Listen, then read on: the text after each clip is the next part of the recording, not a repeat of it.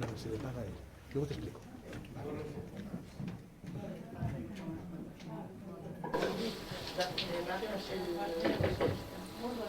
Boa tarde, benvidos aos Martes das Artes.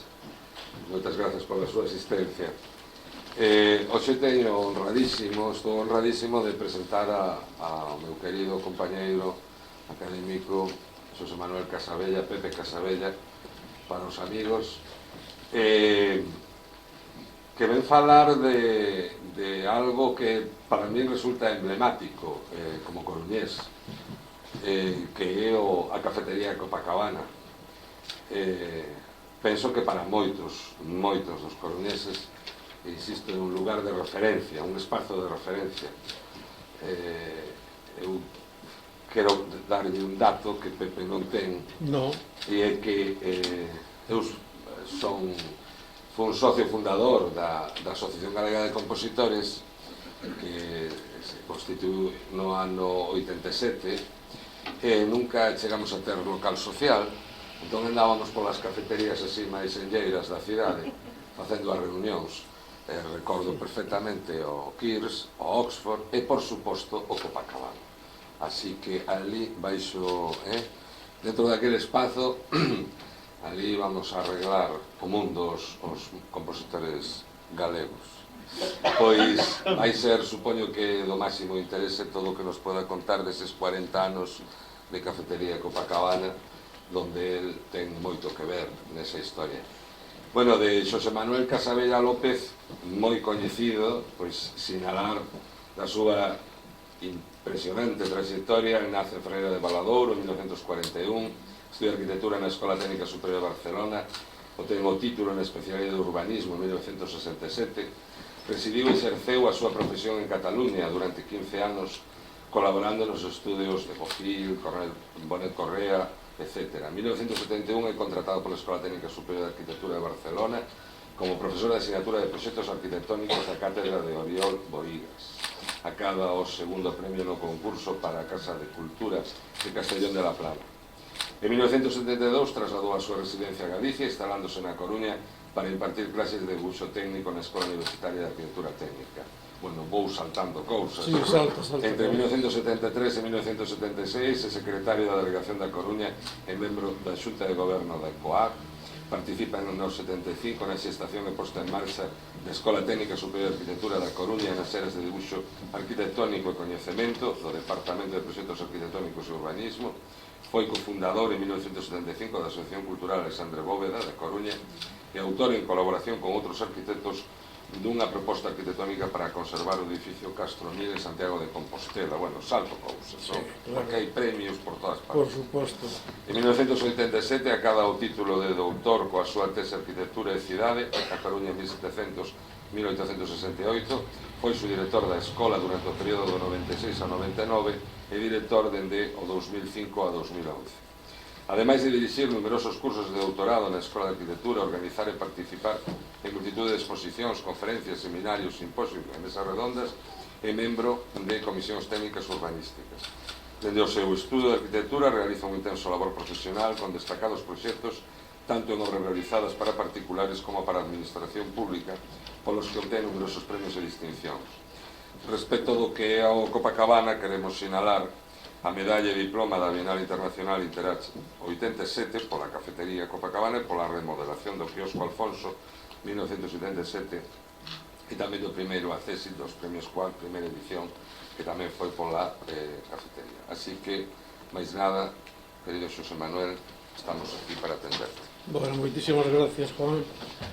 Os amigos están para estas cousas, para alabarnos e para isto, porque isto realmente non era tan necesario. En fin, hoxe veño aquí a falarvos dunha obra dos anos 80 aquí na Coruña, das primeiras obras que fixen aquí na Coruña, pero antes deso quería facer unha breve reflexión sobre algunha pequena explicación sobre a morfoloxía da Coruña, da cidade da Coruña, que bueno, tamén foi sempre motivo de estudio pola miña parte, teño feitos moitos traballos sobre eso e queríamos explicar brevemente. porque esta población nace, como eu creo que sabedes, ou que sabemos todos, a partir dun pequeno núcleo, unha pequena aldea fortificada. A aldea fortificada son os castros, pero bueno, unha aldea fortificada chamada Brigantia, situada no pequeno promontorio da Cidade Vella, e que sigue oculta baixo as construcións que se foron facendo na Cidade Vella, na que chamada hoxe en día Cidade Vella, que en outros tempos foi chamada como cidade. Bueno, pois esa aldea fortificada, bueno, foi expandíndose lentamente, porque estes procesos demográficos antiguamente non eran tan rápidos como ocurren hoxe. Foise expandindo a través de dous corredores, dous camiños, dous itinerarios que conducían precisamente a esa parte da Cidade Vella, non? Eran o que actualmente coñecemos como Rúa de San Andrés, ou pola parte do mar a través dos cantóns, Calle Real, Calle Rego de Auga. Esos dous itinerarios que conducían ao castro, á aldea fortificada de Brigantia, Brigantium tamén se chamou, son os que deron lugar a un crecimento da población por fora do que era o núcleo inicial de población, non? Bueno, a ese núcleo inicial de población, Alfonso IX manda construir, manda fortificar unha zona do promontorio, precisamente coincidindo co que era a delimitación do castro. Eu tuve unha ocasión de dar aquí unha charla, tamén hai un ano ou 2 anos, onde expliquei precisamente todo ese proceso de como se foi consolidando a población medieval, a cidade medieval da Coruña, a partir desa primeira fortificación que ordena Alfonso IX, que despois amplíase durante os seguintes reinados, non? Bueno, pois como digo, esa primeira fortificación que deu lugar a esa cidade medieval coincidía, según as averiguacións que fun facendo, co que era o límite do castro. Bueno, fora dos límites do castro había algúns asentamentos desto, precisamente cando viñeron os romanos a Coruña, deron a conocer esta población tan lonxana desde Roma. Aquí chegou Julio César. Bueno, a súa chegada a Coruña parece que foi bastante escandalosa, porque os indígenas, vamos a chamar así, os pobladores do castro non viran nunca unhas embarcacións do calibre dos que viñan. Eran embarcacións de 2 ou 3 niveles de remeiros, en fin, era unha cousa espectacular. Estas embarcacións os romanos usábanas habitualmente, pero tían un orixen fenicio e un orixen tamén egipcio. Eran embarcacións que non inventaron os romanos, sino que xa viñan desde a antigüedade, non era nada especial, non? Bueno, pois esa segunda refundación da cidade da Coruña foise expandindo, deu lugar a un arrabal, como tamén era habitual nesta época, deste primeiro promontorio. Este primeiro promontorio estaba unido mediante un istmo de area co resto do territorio. Bueno, pois a cidade foi se estendendo por ese istmo a través desas dúas calles longitudinales, dando lugar a un novo barrio, que era o barrio da Pescadería. Bueno, a cidade foi tomando importancia. Aquí se radicaron institucións de carácter estatal. Eso motivou que se tuveran que fortificar e defender, temendo posibles invasións estranxeiras, como ocorreu no século XV, cando a invasión inglesa á cidade. A cidade estaba moi constreñida polas fortificacións. Había a fortificación do que se chamaba a Cidadela, que era a cidade alta, e a fortificación do frente de terra, que era o que estaba situado na calle Juana de Vega. Entonces, entre a calle Juana de Vega e a Cidade Alta, ese era onde se desarrollaba a pescadería. Isto sociolóxicamente ten moita importancia, urbanísticamente tamén, porque xa o nombre o detalla, non? Cidade Alta, ciudad alta, e a da pescadería era a ciudad baja.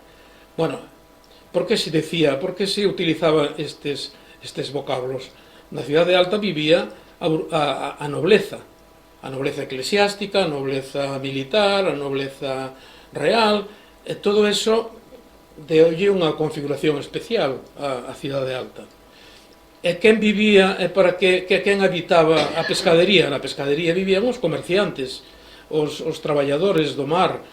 Bueno, en fin, como vedes, eso tiña unha gran importancia desde o punto de vista sociolóxico, hasta tal punto que eso no século XIX dará lugar a movimientos sociales moi importantes, non? Pero antes de eso queríamos decir que o constreñido que estaba a cidade produxo ao longo do tempo tamén intentos de facer ensanches e ampliacións da cidade en diferentes lugares, non? A primeiros do século XVIII, dous enxeñeiros militares, extraordinarios enxeneiros, Montaigut e Laferrière, propuxeron un ensanche da cidade na zona que hoxe conocemos como Relleno. Naquel momento, vou pasar unha diapositiva, naquel momento a liña de mar chegaba por aquí, polo obelisco, polos cantós.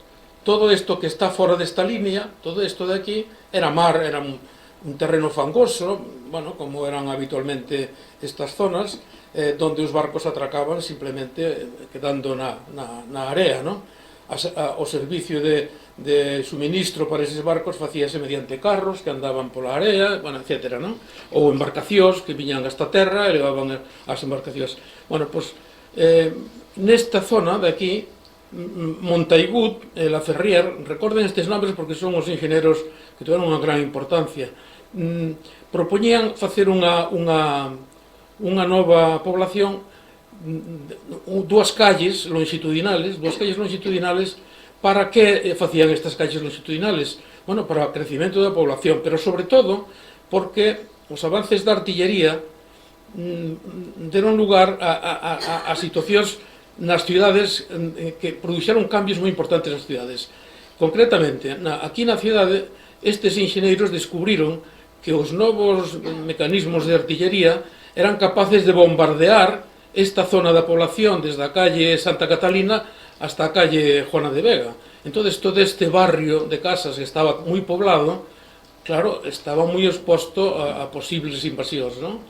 Entón, por ese motivo, Montaigut e Laferrière dixeron, bueno, pois este barrio de casas hai que tiralo, porque teñamos a población aquí moi peligrosa. E onde aloxamos esta xente que vamos a sacar destas? Pois vamos a facer aquí este ensanche.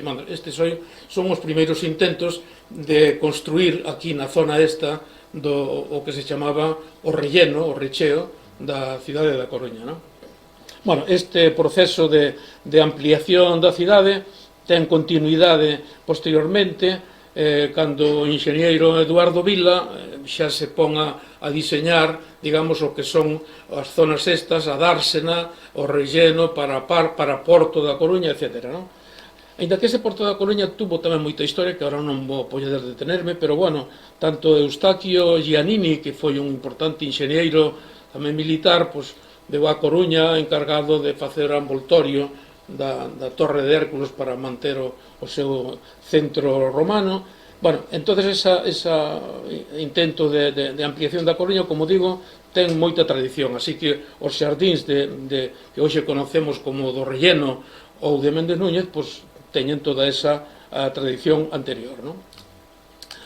Pois creo que estamos xa en condicións de poder falar un pouco de que pasaba neste relleno, para que se utilizou este relleno, que se facía con este relleno, por que se fixo este relleno.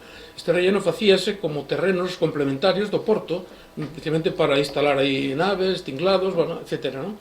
Pero enseguida os pobladores da Coruña se deron conta de que isto era importante, un importante espacio para pasear, para o ocio, porque a Coruña estaba moi constreñida, apenas había espacios libres. Entón, isto, de pronto, os ciudadanos abreuselles a posibilidad de utilizar este terreno como espacio de uso público preferente para construir alamedas, facer arbolados, bueno, utilizalo como lugar de descanso e de ocio, non? Isto tamén hai unha historia bastante interesante que non vamos a meternos aquí nela porque houbo importantes intentos, algúns que chegaron a término, de ocupar este espacio para usos privados, non? Todo o mundo recordará o que ocorreu aquí. Bueno, se non nos recordan, cando se construiu o Hotel Atlántico, antes había un antigo, que pasaremos en unha fotografía, supoño. O Hotel Atlántico está ocupando o espacio que antiguamente tiña o quiosco Atlantic. Este é o quiosco Atlantic, este é o quiosco Alfonso, este é a terraza, non? Estos aquí estaban situados ao largo desta alameda todos os cafetíns, cinematógrafos, de edificios para refrescos, etc. ¿no? Entonces, debido a esa presión demográfica, a ese impulso ciudadano, empézanse a arbolar e a considerar como espacios utilizables para a cidade toda esta zona de aquí, non? Constitúyense comisións, a comisión do arbolado, a comisión, bueno, en fin, para poder ir dando sustento a isto. E claro, o Concello tampouco tiña tantas disponibilidades económicas para levar adiante toda esta operación, de forma que os propios ciudadanos deronse conta desa situación e empezáronse a facer donativos para que estas operacións se levaran adiante, para pavimentar as zonas, para facer zonas de iluminación, para facer, en fin, todas as operacións necesarias para convertir un espacio que había aí, que era unha esplanada de terra, pois había que ir acondicionando, e todos eses costes que chamamos hoxe en día urbanización foron sufragados unha parte polo ayuntamiento, pero tamén en parte polos veciños, non? Algúns incluso de prestixio. Eu recollín en algún lugar algunhas doazóns interesadas, como a da Modesta Goicuría, a viúda de Eusebio da Guarda, outro gran benefactor da ciudad. Pois esta señora, cando quedou viúda, pois foi unha das que aportou diñeiros para que se puderan levar adiante estas operacións que se estaban prevendo, non? O primeiro paso que deu o Concello para ir solventando as operacións foi de pechar a zona, o sea, toda esta área importante da cidade queríase pechar como era habitual en outras poblacións, non? Recordemos, por exemplo, o Retiro, estaba perfectamente claro, eso tiña outras características, non? Pero era conveniente, porque isto pola noite podía ser un espacio peligroso seguramente, entonces era conveniente ter pechado o recinto das Alamedas da Coruña, non? Entonces a primeira operación foi isto, precisamente o arquitecto municipal Ciórraga pois diseñou este cierre que, bueno, que eu creo que se conserva ainda en algúns lugares, e se non se conserva, debíase haber conservado. Despois insistirei en estes aspectos, porque creo que foi unha pérdida moi grande para a ciudad o que se foi perdendo nesta zona, non? Bueno, a seguinte operación do Concello foi montar un quiosco de madeira para que a banda de música pudera dar concertos, e as orquestas, ou que a mesma banda, supoño que sería, amenizaban as veladas e os bailes que se celebraban neste recinto, que era o recinto especial que había na Coruña, ademais do Xardín de San Carlos, non? Que iso ten unha historia diferente, non? Seguinte paso, tamén moi importante, foi que ese quiosco de madeira se sustituíra precisamente por un quiosco máis estable. Agora falarei del, pero antes quería vos decir que as alamedas, ademais de ser lugares de paseo, eran lugares de encontro, eran lugares donde os coruñeses conversaban, se coñecían, intercambiaban, etc., non? Entonces era tamén moi tradicional, en outras poblacións facíase así, instaláronse 300 sillas e 100 sillós polo ayuntamiento, que había que pagar, estaban situadas ao longo do paseo da Alameda. Entonces, eu ainda recordo, porque eu fui a Barcelona moi novo, en Barcelona, nas Ramblas, ainda había estas sillas, e había que pagar para sentarse, non? Bueno, pois aquí igual, pagabanse 25 céntimos por alquilar unha silla para sentarse e poder ver o espectáculo que producía ver a xente paseando, non? Porque había xente andando, pero tamén había xente en cabalos, en calesas, non? O sea, que era un lugar especial, non? Bueno, pois estas atraccións que levaban ao público a esta zona foron cambiando de carácter, non? Entonces, a primeira operación, como digo, foi esta construción deste quiosco da música, que se recurreu a pezas prefabricadas en aceiro que se fabricaban en Glasgow. Entonces había un representante en Vigo que era o que tiña a concesión para isto. Bueno, pues a través deste representante foronse conseguindo que se chegara aquí a Coruña as pezas do quiosco. O arquitecto municipal Juan de Ciórraga diseñou o zócalo de pedra cos aseos de debaixo, e aí se montou o tinglado. E aquí tamén hai unha cousa moi interesante, porque quen levou a dirección de obra do montaxe destes elementos prefabricados precisamente foi Sellier, que José Sellier Lup, coñecido industrial, que en 1897 introduxo na Coruña o cinematógrafo de Lumière.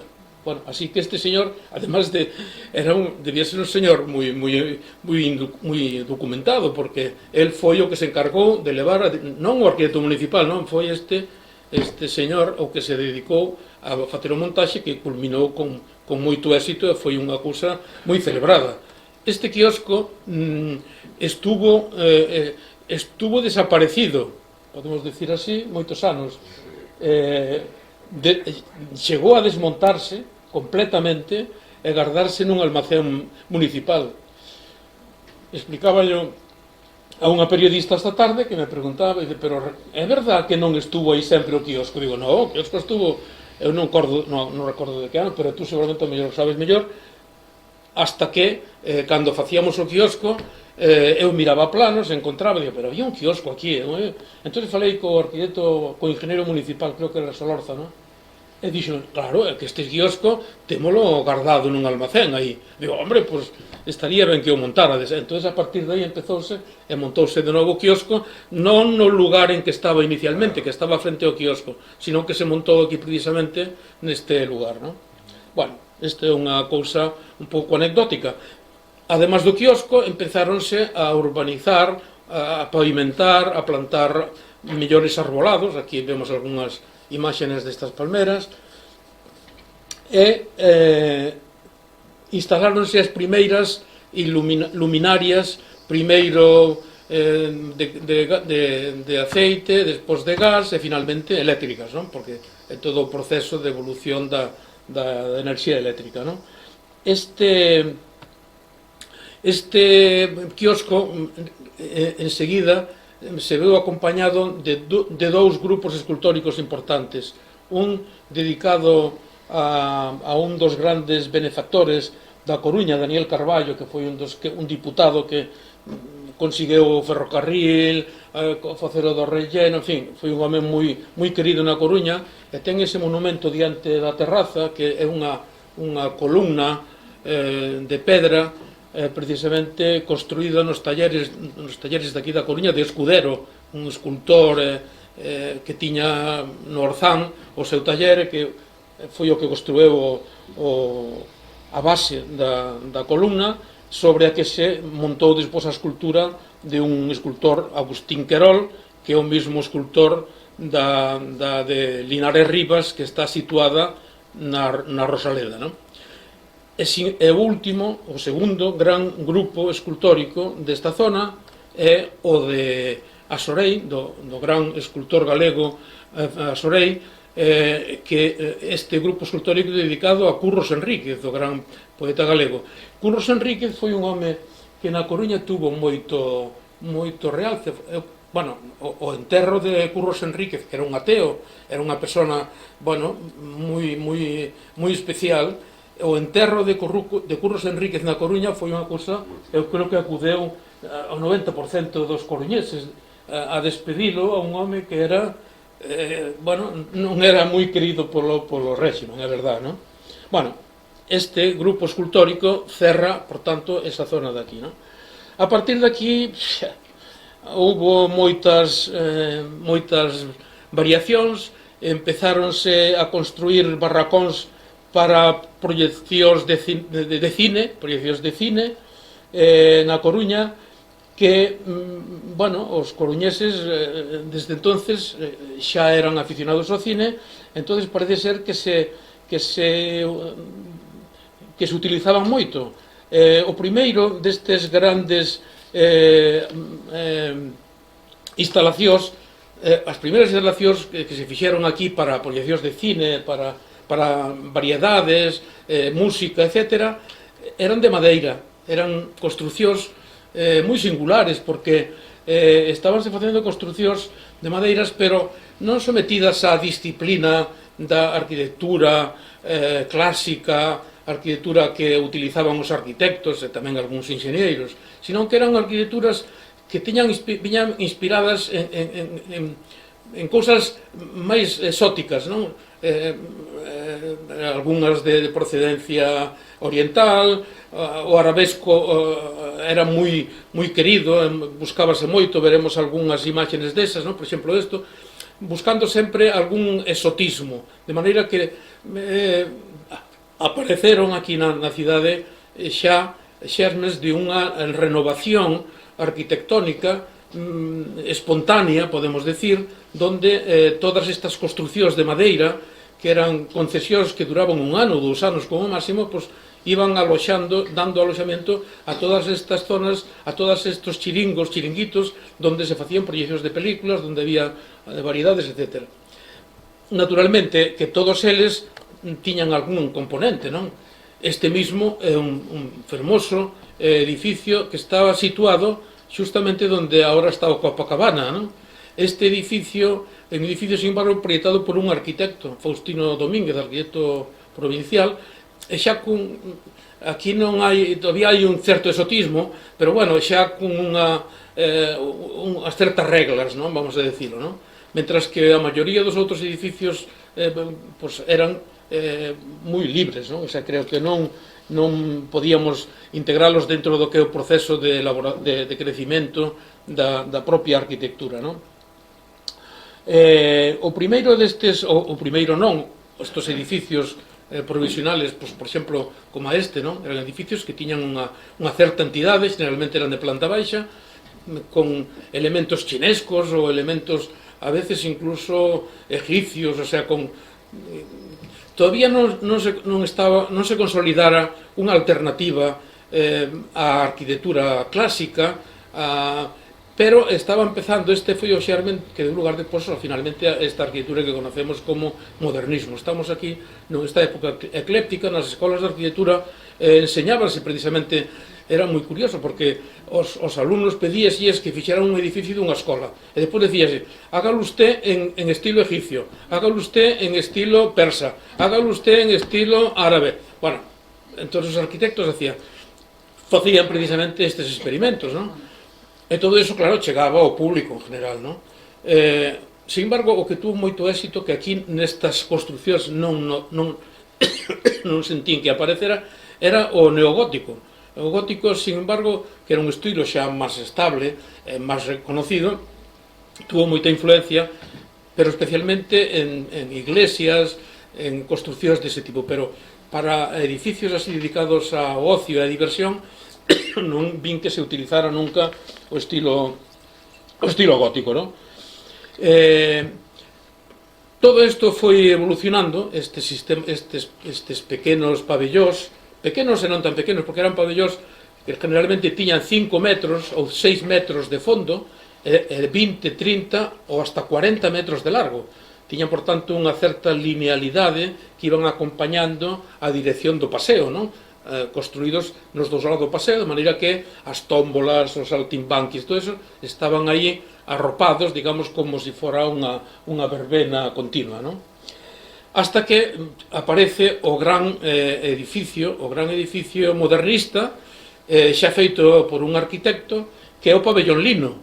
Lino era un empresario coruñés que, bueno, tuvo moito éxito nos seus negocios,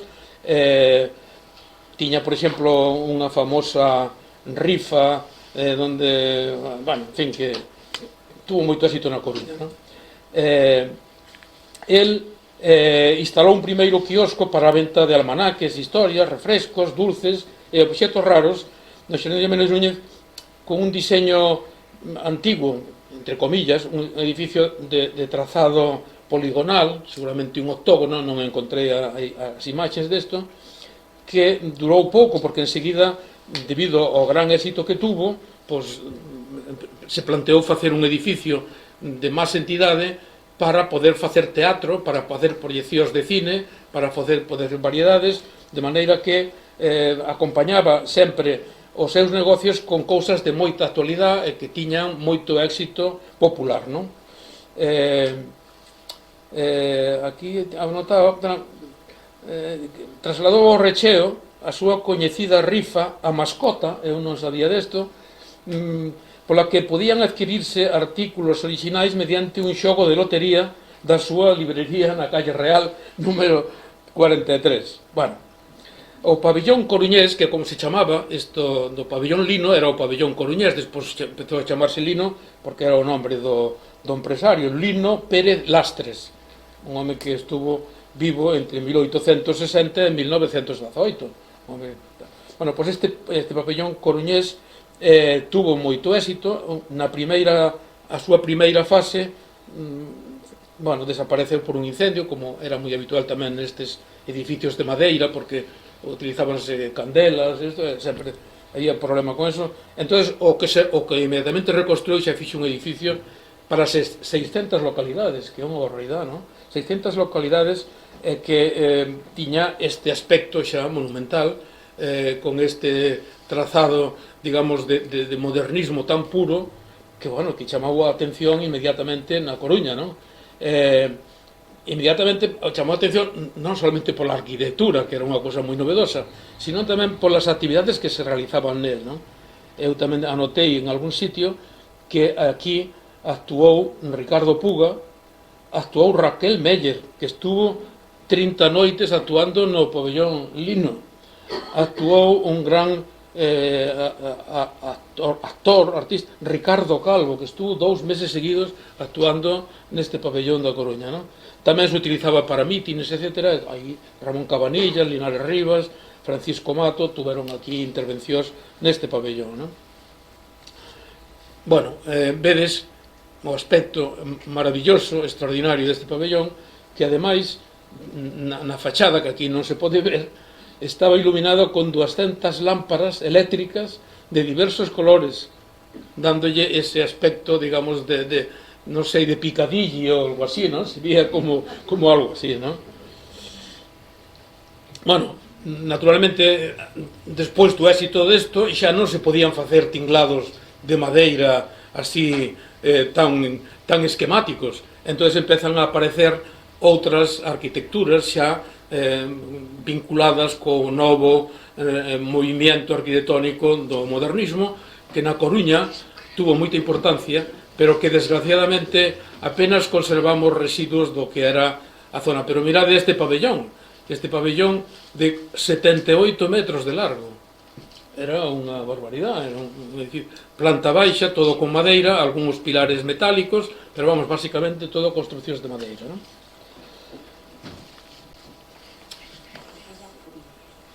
Outro dos edificios que estuveron moito tempo no Recheo é o que actualmente está en Sada, a terraza de Sada.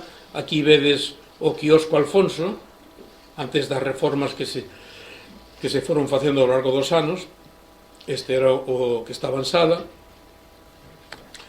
Outro ampliación, unha proposta de ampliación da terraza, Bueno, o arquitecto Antonio de Mesa fora un home, un arquitecto da Coruña bastante recoñecido, bueno, intentos de ampliación da terraza que non fructificaron, entonces decidiuse trasladalo finalmente o quiosco Alfonso, tamén aquí o paseo, a Alameda, o que era a Alameda, que xa desapareceron os árboles, o quiosco Alfonso e o Atlantic, o quiosco Atlantic, donde hoxe precisamente está situado o Hotel Atlántico, non? Estes eran dúas das pezas importantes, xunto coa terraza de Sada, estaba situado no outro extremo, non?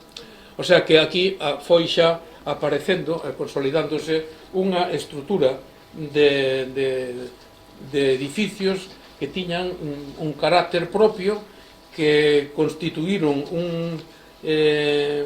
unha arquitectura, que deron lugar a unha arquitectura moi interesante que atopou nas alamedas e xardíns públicos un lugar para esas creacións tan orixinais.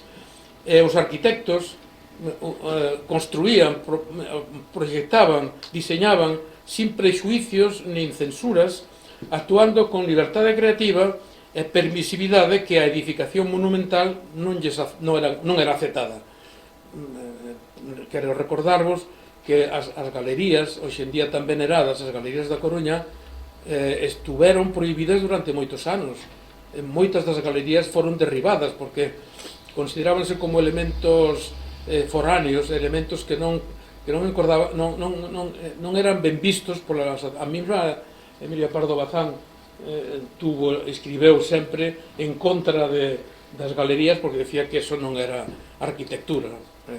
Bueno, pois con estos edificios do relleno pasou algo parecido ao principio, pero finalmente foron consolidando esos edificios utilizando esas cuestións, utilizando precisamente estilos e linguaxes arquitectónicos máis variados, o sea, non solamente pendientes da academia. E como resultado desa liberdade xurde unha nova experiencia artístico-arquitectónica donde o pintoresco, o festivo, se apropiou dos pabellóns, dos espacios de lecer e para o divertimento dos cidadáns que gustáballes isto. O sea, o pabellón Lino sempre foi moi admirado e os pabellóns estes que fomos poñendo pasáballes o mismo, o sea, eran apreciados pola xente, encontraban en eles unha nova forma de expresión que hasta entonces non era habitual. Bueno, chegados a este punto, eu creo que xa vou a ir cortando porque vámonos a meter un pouco máis co que é o motivo da conferencia, que sería a construción da cafetería Copacabana, non? Bueno, pois eu estaba traballando, estaba facendo a obra de restauración do quiosco Alfonso, que era un edificio que sufrira moitas transformacións e algunhas bastante malas, non? Ainda que se conservaba o esencial, sufrira ampliacións porque de ser un pabellón como típico de 5 metros ou 6 de profundidade, pois duplicaras esa profundidade e pasar a ter 12 metros de fondo, non? Aí estuveran instalacións aviacos, estuveran aí moitos anos, entón o edificio estaba bastante destartalado. De feito que a primeira corporación democrática decide, dentro dunha política moi acertada, conservar, o sea, preocuparse polo patrimonio da cidade, e tomou algunhas decisións moi importantes. Unha foi reconstruir, restaurar o quiosco Alfonso, e outra, restaurar e reconstruir o palacete de Santa Margarita. Eu creo que está aquí o arquitecto Felipe Peña. Isto era parte da política de conservación do patrimonio que empezou con esta primeira corporación democrática presidida polo alcalde Domingo Merino, non? Bueno, dunha coalición galleguista, nacionalista, asociado con partidos de esquerda, etc.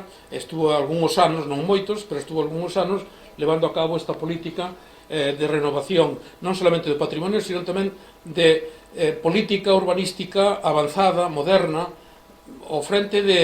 estaba ao frente dele, se recordábamoslo nun acto na Escola de Arquitectura do arquitecto o arquitecto abogado, concelleiro de urbanismo, Várez, non? Que foi o que tamén, eu creo que sentou as bases de unha política urbanística nova, diferente para esta cidade, non? Bueno, pois, como digo, estábamos coa restauración do quiosco Alfonso, e diante do quiosco Alfonso había un chiringuito,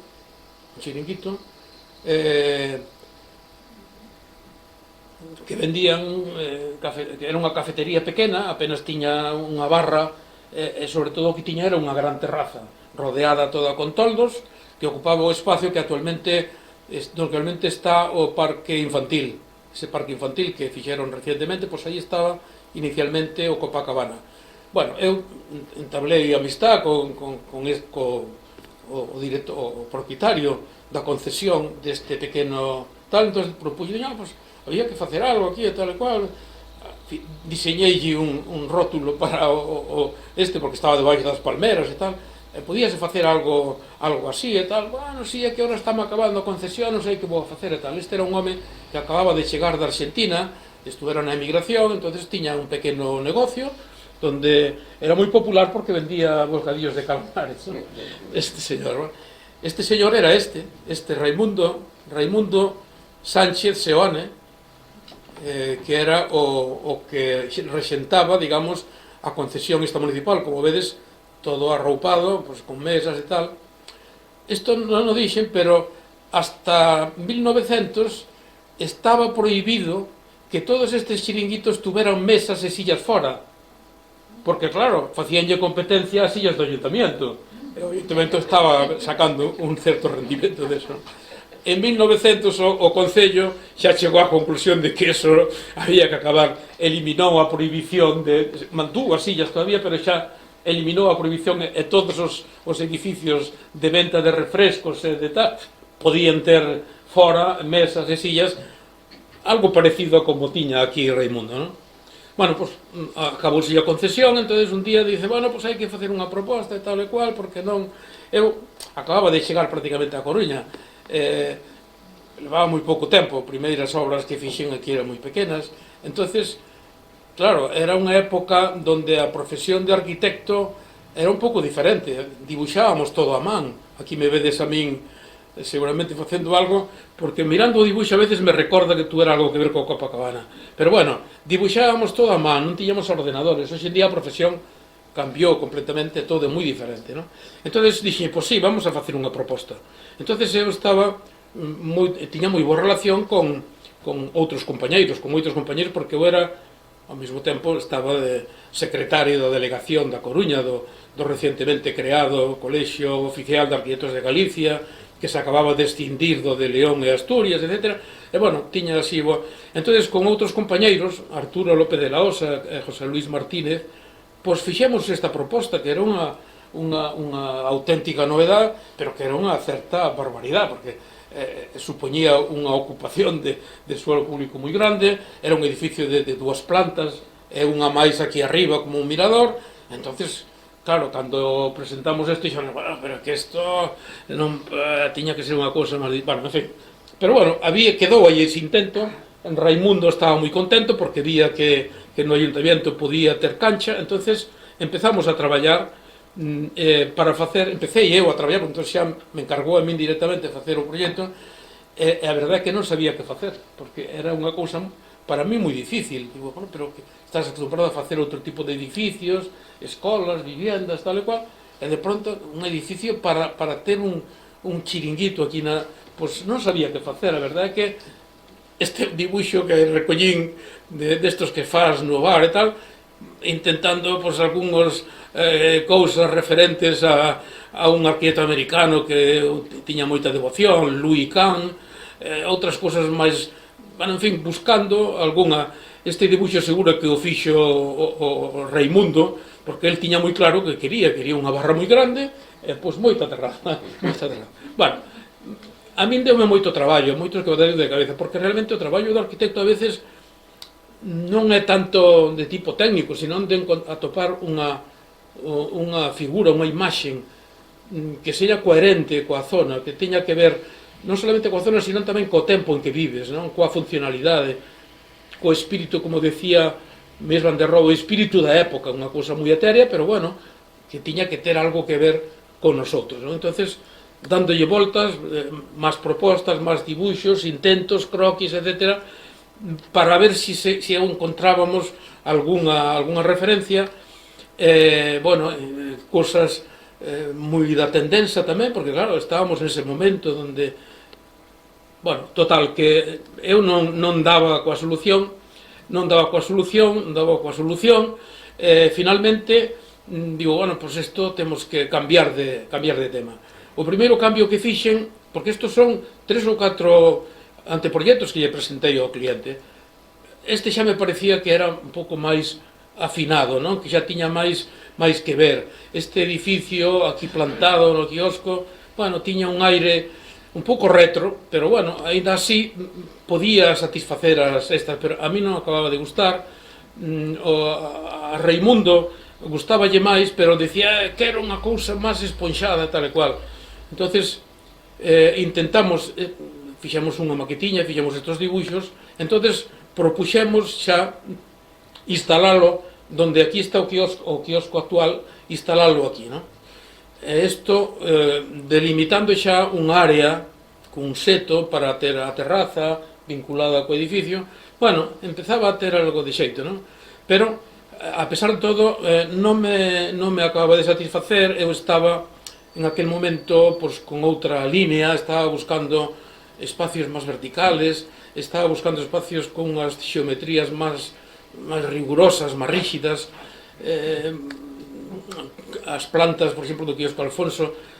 Entonces pensei que era o momento de cambiar, de romper con ese proceso que estaba levando, que me levou un ano e pico. Empezaron a aparecer xa imaxes novas para o que era o que iba a ser o edificio da cafetería.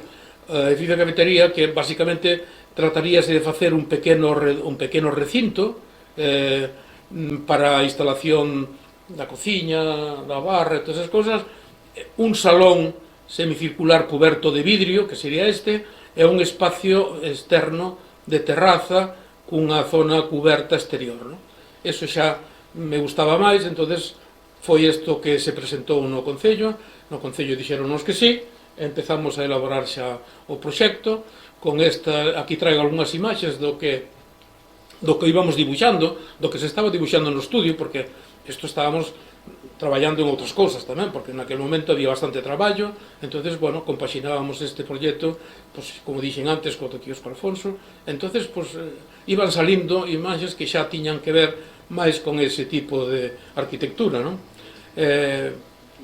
Fomos definindo pouco a pouco os elementos, buscando algún tipo de arquitectura máis de exteriores, non? Máis de xardín, buscando inspiracións nas pérgolas que había nas instalacións de xardín, nas tracerías que se facían para soporte de enredadeiras. Bueno, todo isto pensando en materiales pois de certa nobleza. Aquí todo isto chegou a construirse todo con mármol blanco, bujardado, en fin, algo que lle dera un certo carácter e que conseguira ter unha entidade que era difícil de conseguir, non? Aquí máis dibuixos con esta parte donde sempre aparecía nos dibuixos esta linealidade, non? Recuperando, digamos, o que eran os edificios anteriores, non? Non nas formas, non na imaxe, pero sí na linealidade, que era o que me interesaba destacar, non?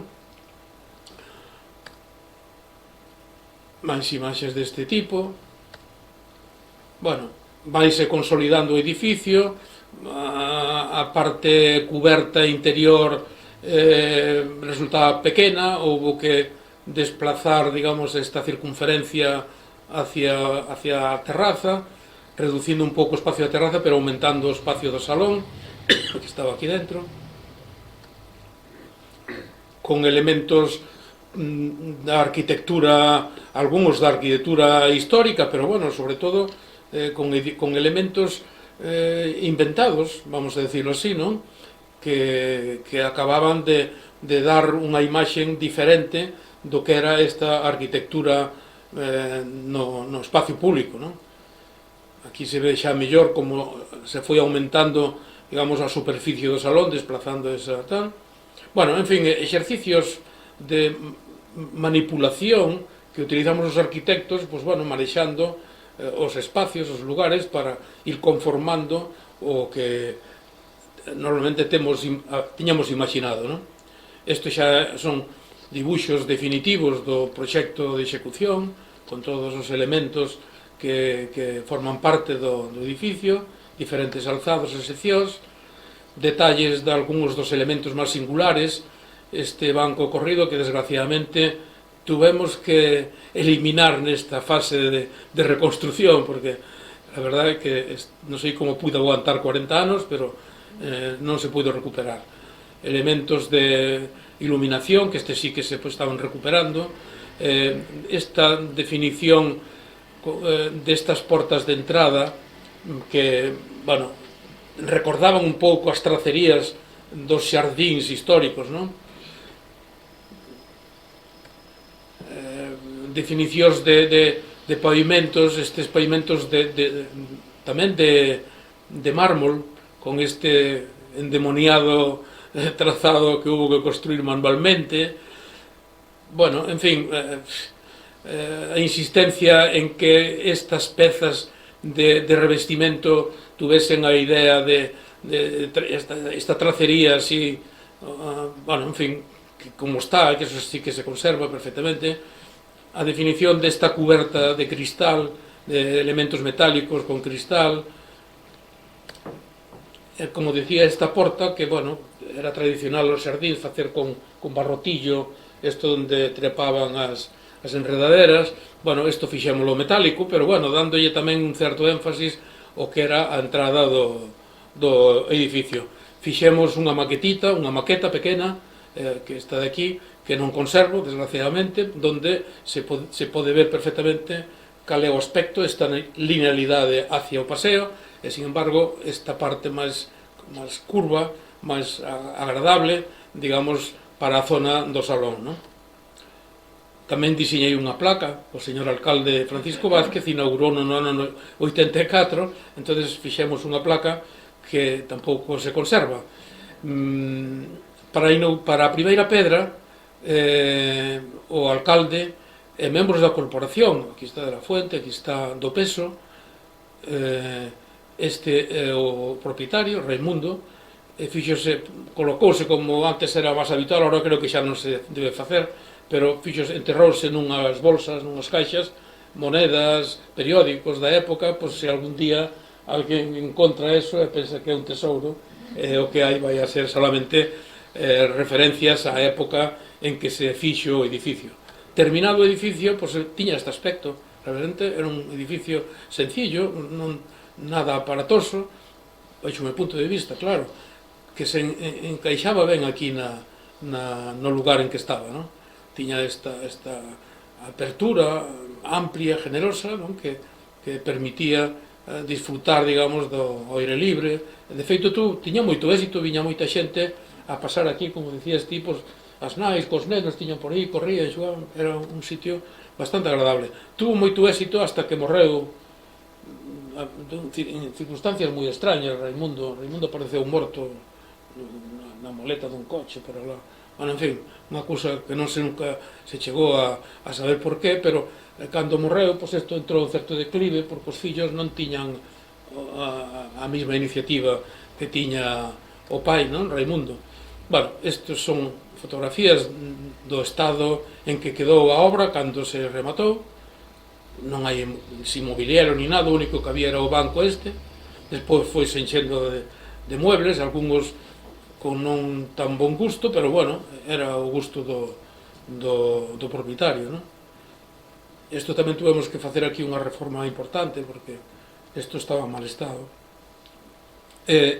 Vedes perfectamente como quedaba un edificio limpio, de mármol, bueno, cuidado. Casualmente, meu irmão Miro, que é aparellador, acababa de montar unha pequena empresa que hacía viviendas unifamiliares. Raimundo, como o conocía, contratoulle isto, e iso foi parte do éxito tamén da construcción, non?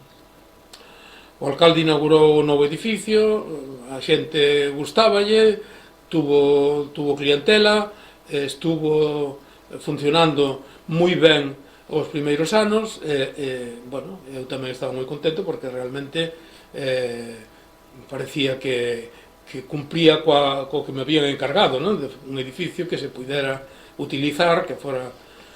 tuvo moito éxito hasta o punto de que eu non me enterei hasta anos despois. Un emigrante en Venezuela, do meu povo, unha persona que eu coñecía porque era un estupendo carpinteiro e tallador, os retábulos da iglesia do meu povo estaban feitos por este home, Puso se chamámoslle Puso, Pepe da Mariola.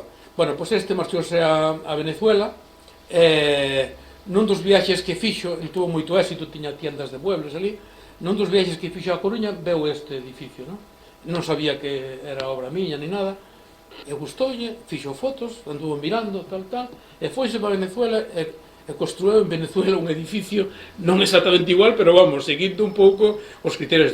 Eso dixo anos despois, non? Un día nas festas de Ferreira, tomando con ele ali algo, dixen, bueno, hai unha cosa que isto teño que dicir, porque che copiei, bueno, pois sí, foi así, non? A verdade que este foi así. Bueno, este era o quiosco Bar Copacabana, que estamos hoxe reformando, porque caducou a concesión. Toda esta parafernalia, pues, bueno, quedouse en nada e había que facer unha operación de reforma. Eu tamén tuve, vamos a decirlo así, tuve éxito con este edificio, ¿no? Verdadeiramente, porque chamaronme de varios lugares a dar conferencias, ¿no? Estuve en Canarias, estuve en Cantabria, estuve en Logroño. Presenteino a unha bienal de arquitectura en Bulgaria. Enteron un diploma, un polo quiosco Alfonso e outro tamén pola cafetería Copacabana, ¿no? Bueno, son cousas que a veces non esperas, pero que, mira, veñenche e ben vida seña, non? O sea que realmente tal, non? Bueno, en ese momento pues acabamos o quiosco Alfonso, estábamos empezando coas obras do Auditorio Pazo de Congresos de Ourense, tamén no estudio, estábamos facendo con estas obras. Estaba empezando unha obra que lle teño moito cariño en Salamanca, un edificio multiusos, Sánchez Paraíso, bueno, un edificio pues, bueno, da entidade do Coliseum de aquí para deportes, espectáculos, etc. Bueno, e xa a pouco tempo tuvemos outros encargos importantes como este do Archivo Histórico Provincial de Ourense. E nada máis, porque me estou quedando sin aire. Solamente quería, para rematar, decir unha cousa que xa fun comentando ao largo da charla. A arquitectura histórica ten normalmente un certo recoñecimento institucional, académico, pero estas arquitecturas menores dos quioscos, de todas as instalacións de venta de refrescos, de proyeccións de variedades, de proyeccións cinematográficas, etc., desapareceron cunha impunidade total. O sea, naide dixo nada desto, naide quixo saber nada desto. Bueno, pois, eu creo que é hora de que a Coruña teña un museo da cidade. Un museo da cidade onde se poidan recopilar en cantidad de información existente do proceso da evolución histórica da Coruña. Desde cousas... sempre se puxo moito énfasis nos romanos, do romano. A Coruña non foi unha cidade romana. A cidade romana foi La Coruña del Conde, en Burgos. Eso sí que foi unha cidade romana, ahora excavada, con anfiteatros, con... A Coruña non tuvo nada deso. O que tuvo foi un castro pequeno, aí. Había un porto onde servía para a navegación. Julio César mandou facer o faro, estupendo, para a axuda da navegación, pero aquí non se consolidou. O máximo que chegou a ver foi un cobrador de tributos, non? Que parece que a lápida que apareceu un romano que vivía aquí, que tiña seguramente, que era o que cobraba pola entrada das naves e todo eso. Bueno, total, que non é solamente o romano, é que a Coruña ten unha historia apasionante. Eu creo que necesita, como moitas cidades xa teñen, un museo da cidade onde se garden moitas desas cousas. Hai cantidad de documentación, planos, dibuixos, restos de edificios, trozos que se poden todavía recuperar, que están todavía asequibles e que debería de facerse algo a favor deso. Entonces isto era o que quería rematar esta tarde. Moitas gracias. Sinto...